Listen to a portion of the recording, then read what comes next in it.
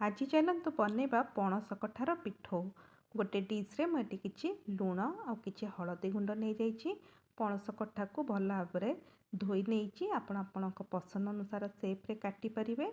यहाँ सिझापी छाड़ी एटी गोटे ग्राइंडर जार भिजेकी रखि अरुआ चाउल रसुण जीरा कंचा लंका आउ कि लंका गुंड हलदी आउ स्वाद अनुसार लुण देकी गोटे स्मूथ पेस्ट बनै नबा। गोटे बाउल रे यहाँ ट्रांसफर कर नबा।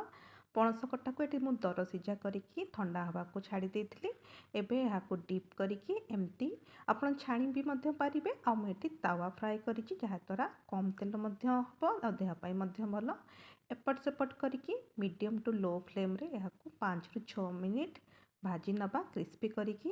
यह पखाल भात कि गरम भात सहित बहुत बढ़िया लगी था। रेसिपीटी भल लगे निश्चित भाव में लाइक आउ शेयर करेंगे। देखा नेक्स्ट वीडियो।